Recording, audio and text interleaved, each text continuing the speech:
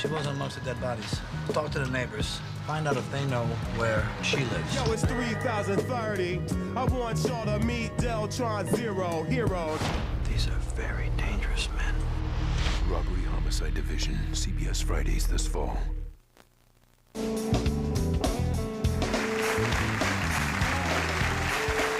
It's time for Guess the Celebrity. Can you guess the identity of this celebrity? Did you get it? It's star of stage and screen, Jane Fonda.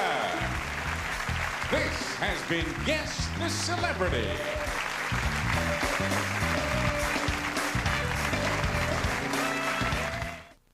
To demonstrate the powerful yet gentle cleaning action of OxyClean, Jim...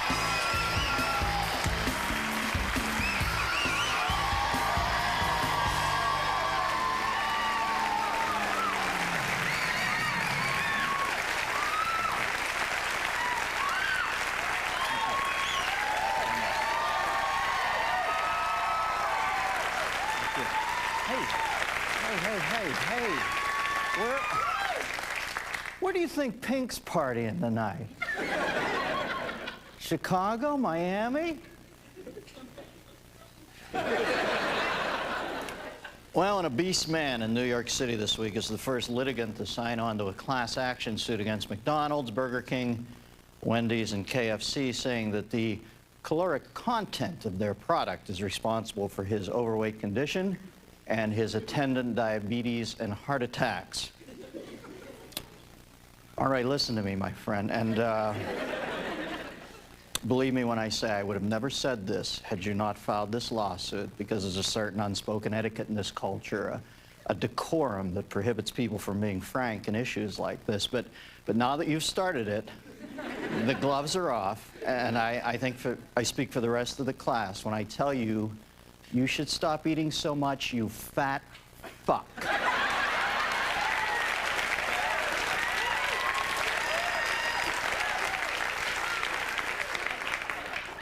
And I know I've probably hurt your feelings, so haul your ass off the sofa for 30 seconds and reward yourself with a couple double dongs. I'm sorry, but I've been pushed too far. It is unbelievable. Now that he's clogged his arteries, he's going to clog our justice system by suing the big four fast food giants. One lawsuit for each stomach. Why not just bring a class action warm-up suit, Jabba? Do us all a favor, you inadvertent Macy's balloon, and file a restraining order against your appetite. This country is going to hell in a handout basket because morons like you spend the first 40 years of your life growing your ass, and the last 5 you expect us to save it for you. Well, I think I speak for the majority out here when I tell you we have had it up to here with you having it up to here, okay? Just something to chew on, my friend. All right, let's see what's new in the world this week. Expelled by his colleagues on Wednesday, Congressman James Traficant says he plans to run for re-election from his prison cell this fall. Traficant says he'll run under the slogan, "Hey, I'm already here." And former President Jimmy Carter has offered to mediate the labor dispute in Major League Baseball. However, Carter cautioned that since he's only sat in on negotiations with rapacious dictators sucking their countries dry, he might not be fully prepared for the level of greed he'll encounter in baseball. The city of Paris has closed off 2 miles of road and trucked in tons of sand to create a temporary beach along the River Seine. Yeah, because that's why I want to go to Paris, not the Eiffel Tower, the Louvre, but Philippe and a cocksock made out of an eye patch and 2 Twizzlers. That's why I'm going to the City of Lights on my vacation. Hundreds of dead squid have washed up on beaches along the San Diego coastline this week. What can I say? Sometimes my experiments go horribly, horribly wrong. And former Serb leader Slobodan Milosevic, on trial for crimes against humanity, complained of heart problems this week. Relax, Sloby. It's called a conscience. You'll get used to it. On Monday, Greenpeace protesters leapt into the sea in front of 2 ships carrying nuclear waste off the Australian mainland. Way to go, guys. Nothing like trying to force cargo ships brimming with radioactive material to make dangerous lightning-fast maneuvers to raise awareness about the possibility of a cataclysmic incident. And the National Urban League reported this week that blacks are making gains in the business world but continue to remain far behind whites.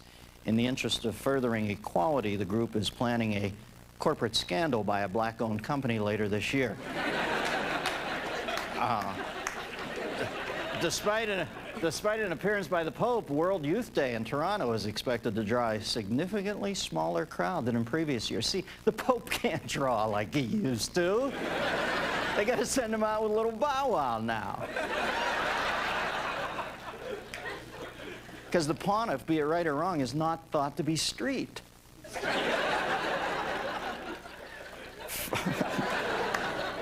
I got caught behind the Pope mobile once in a parade, and he had a bumper sticker on it that said, "What would I do?"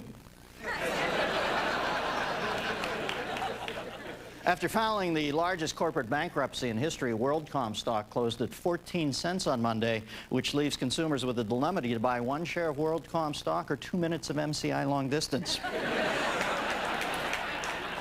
And on Wednesday, Adelphia Communications founder John Regas and his 2 sons were arrested for looting $1 billion from the company. Wow. Is there anything more touching than the thought of a father and his boys serving quality time together?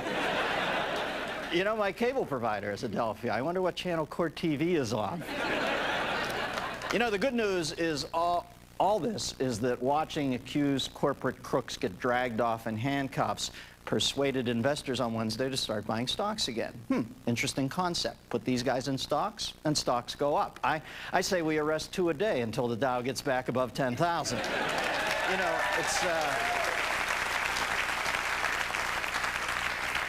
it's been a tricky week on Wall Street, with the Dow Jones going up and down like the EKG of a burping hummingbird. Now, I don't want to get off on a rant here, but from WorldCom execs hiding losses like they were frozen Three Musketeer bars in Anna Nicole Smith's house to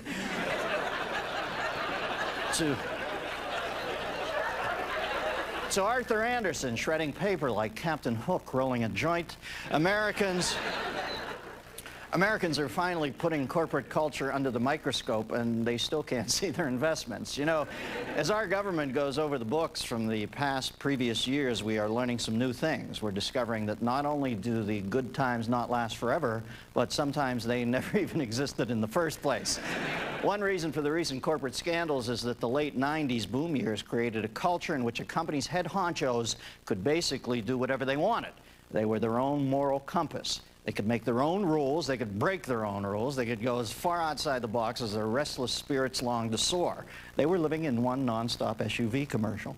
Now, throughout the 80s and 90s, CEOs were treated like rock stars. Unfortunately, we've now reached the point on the Behind the Music CEO episode where the ominous voice says, but just then, Enron board member Vince Neil decided they needed to go out for more beer. The democratization of the stock market in some respects has turned many workers into their own executioner. And don't even ask me what that sentence meant. But by having a 401k invested in the company they worked for, they ended up rooting for the stock to rise, even if it meant having to be laid off in order to accomplish that. Not only did they end up losing their jobs, they had to compliment their boss's business acumen for doing it. You can tell the difference between pre- and post-Enron corporate America, where previously annual reports were elaborate, richly colored, multimedia presentations. Today, many corporations simply send out a one-page mimeograph of the Fifth Amendment. Look, I've got no beef with people making money. What baffles me is how shocked everyone seems to be that all these CEOs were carrying on under-the-table deals. These guys are more adept under the table than Julie Christie in the movie Shampoo.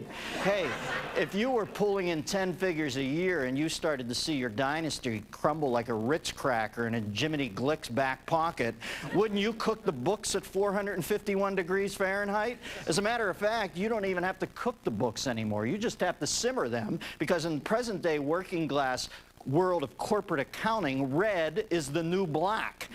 There are exceptions, of course. The antithesis of the CEO as rock star has got to be Warren Buffett. Doesn't drive a fancy car, stays away from the hottest trends, invests in boring things like carpeting and insurance, sublimates any eccentric or flashy impulses by building a massive underground lair, staffed by genetically engineered meerkats who will one day rule the globe when mankind destroys itself through nuclear war. Come on, I can't be the only one who reads his annual reports all the way through. I put all my money in Jimmy Buffett. I don't know how the stock's doing, but the shareholder meetings are an ass kicker. Now, as someone who has lost 2 jobs this year, let me say I am not just jumping on the economic downturn bandwagon, I'm fucking driving it, okay? But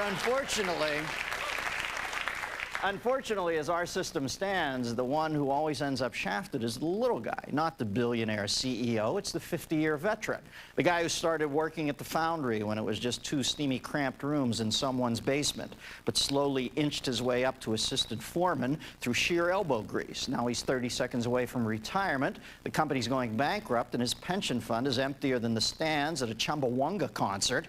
So he's got to get a second job bussing tables at one of those panda shit Chinese food joints. So I don't want to see some CEO going to jail for 3 years at a minimum security prison that doubles as a community college during the day. I want them to witness the damage they caused up close. I think they should be sentenced to community service, sorting the shoe bin at a Goodwill in a low-income neighborhood to get a sense of how real people have to get by. Make Kenneth Lay work the drive-through window at the Jack in the Box so I can literally hear that lying bastard's voice coming out of a clown's mouth. Just don't...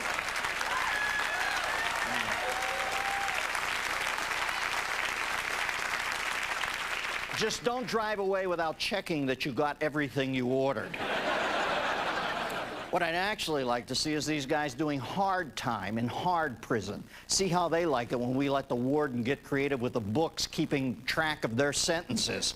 You want to make sure this doesn't happen again? Put these losers in with the general prison population who are doing 10 to 20 for stealing a scintilla of what these guys did. Then make sure there's a live Big Brother shower cam feed into every other CEO's office in the country.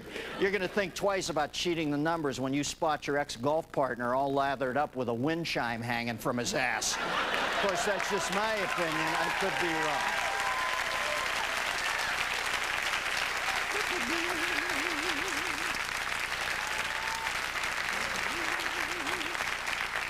I want to know what you think, America. Give me a call at 1-800-522-8673 because my guest is the man who showed us that even Mother Teresa wasn't always a saint, or so he says. I haven't believed she was. Any crooked CEO would find prison a welcome alternative to the punishment of his eviscerating pen. He's a best-selling author and contributing columnist for Vanity Fair, and his newest book, Why Orwell Matters, is due out in September. Please welcome one of our favorite guests, Christopher Hitchens. Christopher.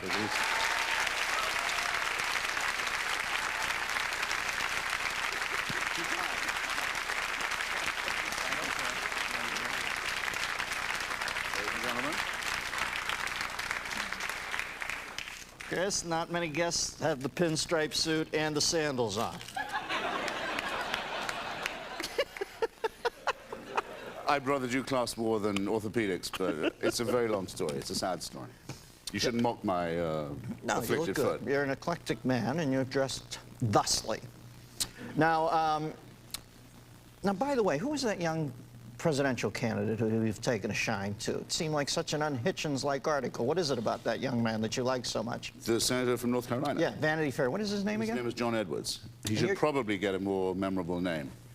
Yeah, well, look. I don't mean to say I'm advising him on anything or anything like that, but he's sort of the real thing. In what regard? Now, I find you to be a tough nut to crack. I admire your intellect, and I think you have great taste on most things. And it seemed to me that he would be the exact sort of guy who you might see through like two-day-old Neutrogena. What do you see in him that you like? The president is in his own state today, making a big attack on medical malpractice, on people who sue doctors and insurance companies and so on. And Edwards, who sued a lot of people for a lot of real malpractice, says, well, the president can have the insurance companies and I'll represent the victims. I don't mind if he does that. That's the bit I like about him. If your daughter had been sucked into a drain, if she was 4, sucked into a drain in a swimming pool and all her intestines pulled out, you'd be upset, I bet. And if you later found that the people who made that drain knew that it could do that to small girls, and it had happened many, many times before, and the change they needed to make in the drain would have cost them a dime, you'd be very, very upset. Well, he sued them all the way to the very end, and at the end they said, well, what do you want? And he said, well, what have you got? And he took it all away from them. I liked him for doing that. And I actually think now is probably a very good time to run that way, because now we know that, you remember the old definition of the upper crust? What is that? A load of crumbs held together by dough. And that's exhibiting itself. Yeah, I think you could run against that crowd now. Yes. Though I live in Washington, as you know, and I can tell you what's going to happen. Well, lay it out for me. I admire your scenarios. I think your audience deserves nothing but the best, and they need to hear it first.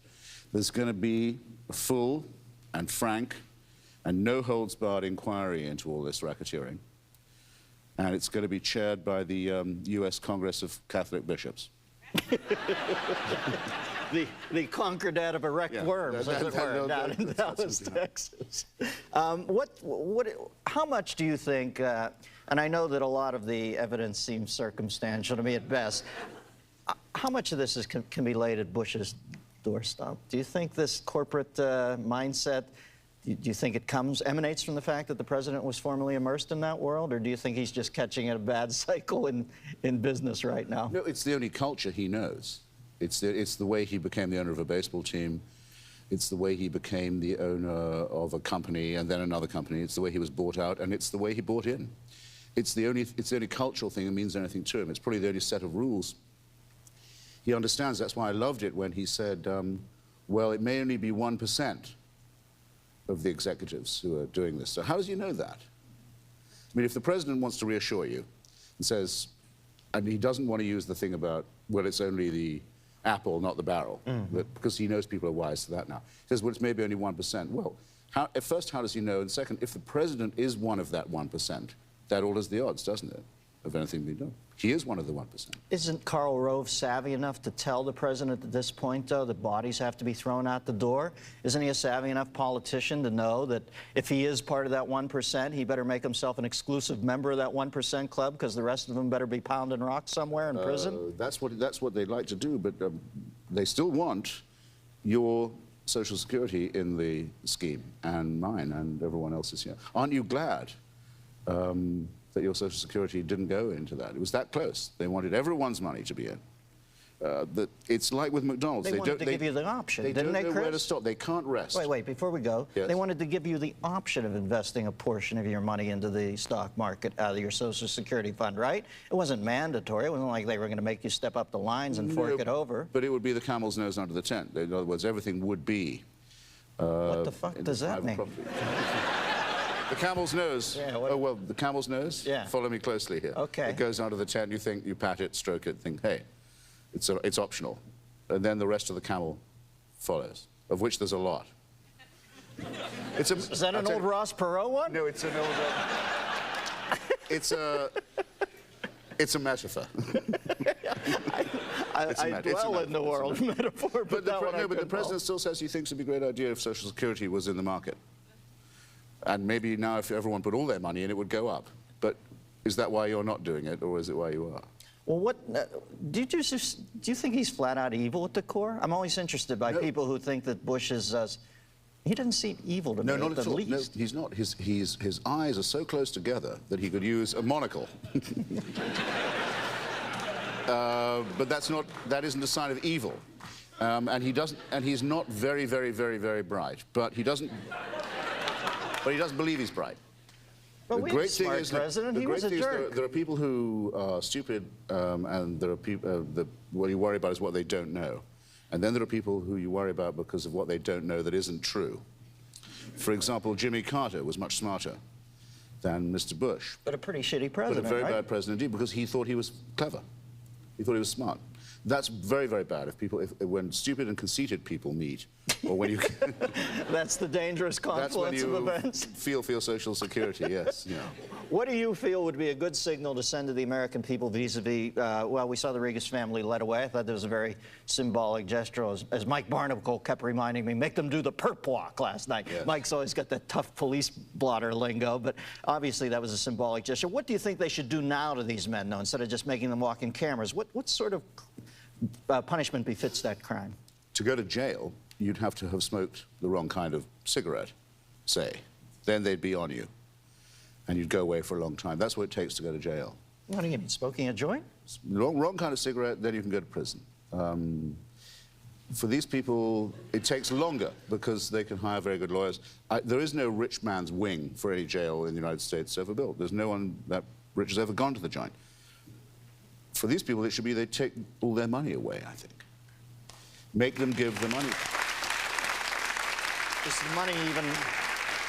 That would get them to give it back. Well, that seems like such a no-brainer. Is the money traceable? Do you know what the law says now about the statute of limitations? If you think you've been defrauded in the market, you have to find out within a year. Now, a lot of people only found out after their money had already gone. They say, okay, you've got a year to get it back. And then after that, the statute... Who wrote that law? I'd love to have been on the committee that wrote that law. That's what the law is like now. The law is like a cobweb. It holds the weak. It's too weak to catch the strong. So knowing that that's true, say, well, all right, first give all the money back, and then later on we'll have a trial and find out whether you did wrong. What part of your nature, or do you have a contrarian nature within you that dictates that you live in this den of thieves? You're right in the middle of it in Washington, D.C. What attracts you to that? It just seems like there must be so many people there that you find repugnant. What's the attraction for you living there? It means I never get bored. Plenty of targets. I never get bored. In fact, I'm nervous sitting here now in Los Angeles, so I think, if I turn my back for a second, if anyone turns that, if you look away, they're right in your pocket or in your flies or in your wallet. Or giving you an order for 13 on the air. Yeah, you can't neglect them for a moment. But no, but I love it. I mean, who would want to be anywhere else? What do you see happening in the midterm elections here? What would be your opinion? Do they wrest back control of the Congress, the Republicans, and get some of their judges appointed, or does Daschle able to hold them off at the pass? Well, the Democrats have been so imitative. They're so scared of Bush. They're so mesmerized. They watch him and then think what they should do to be more like him, that I think they won't be able to excite people in that way. But Bush hasn't noticed that. I mean, Bush is still willing to treat them as antagonists, and I think he's realized already he has no coattails. I know it's another cliche. It's a metaphor, by the way. The coattails. Coattails it's a metaphor. Like the camel on the humps. People who run as Republicans don't get the vote that Bush's approval rating might suggest. It's like right. Now, do you think? And the big party is still the people who don't vote. Let me ask you this. Your friend, or you're not your friend, your acquaintance who you seem enamored of, Edwards, who I'll have to scope out now because I'm intrigued by your interest in him. He decides to run and asks you for your help in crafting some speeches and that. Would you do that on a back channel, or would you feel that would violate your journalistic pedigree? Well, let me just say, I think it would violate his chances of becoming the next president. So I think... More than it would violate yours. For both our sakes, I should probably say no. Yeah. Well, Chris, what's the Orwell book about now? The Orwell book is about my hero, who managed, he only lived 46 years, and he only ever owned really a typewriter, and he never had a steady job, and he was always ill, and he was always broke, and he wrote 4 or 5 books that changed the whole world, or at least the way we think about it, and on the 3 great subjects of the 20th century, which were the end of empire, the defeat of Nazism, and the defeat of Stalinism. He was right, and everyone else was wrong. Well, you should price your tome at $19.84, and you'll have a good sales technique. Mr. Hitchens, always an interesting guest.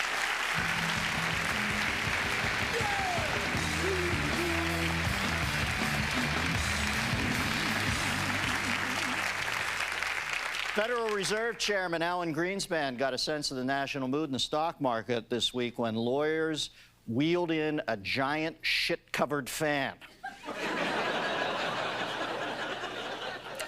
Not helping the outcome of his bribery trial was the way Ohio Representative James Traficant kept making charts to show the jury what their cut would be if they got him off. And here Traficant's hair hovers an inch above his skull, then zips off for a spin around the room on its own. Despite making billions of dollars on software, amazingly, Bill Gates still does not know how to operate a computer. Here, Vice President Cheney tries desperately to experience a vicarious bite of another man's greasy cheeseburger. Just as Defense Secretary Donald Rumsfeld was telling the press not to worry about an attack of 50-foot killer crayfish, to his horror, General Richard Myers saw one lurking right outside the window. And German Chancellor Gerhard Schroeder had heard the rumors that Polish President Kwasniewski would use his big, over-exaggerated laugh to get a look at his package. I didn't even try to get that Polish name right. Now, Yasser, remember, after you give them the number, you inform that for an additional 50 cents, you can dial it for them. I'm going to strangle you, and I want you to let me. I'll explain later. Not handling his losses in the stock market well has been one-time leading man Elliott Gould. House Majority Leader Dick Armey felt he should explain when Representative Nancy Pelosi happened upon his sketchbook of headless nudes jumping rope. Though no longer a paid spokesman for Viagra, former Senator Bob Dole now wanders the countryside alone, helping strangers with their boner troubles, and he moves on. Rather than set up a lemonade stand like he did last summer, Robbie tapped into the county's power grid and began selling affordable electricity way below market cap. Joey's sudden teenage growth spurt came in the middle of an overnight camping trip. Bingo and Tran earned a nice living making sure nobody sped through the school zone. And finally, come on, Madden, it was Pat Buttram who played Mr. Haney on Green Acres. Shit, Miller would have known that. Guess what, folks? That's the news. I'm out of here. Good night, ladies and gentlemen.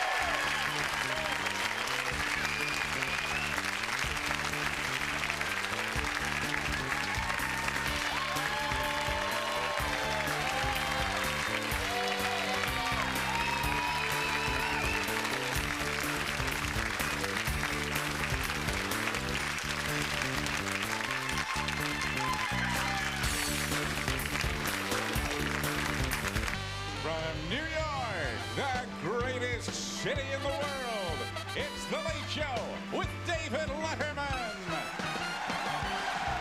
Tonight, Joan Rivers and actress Zooey Deschanel.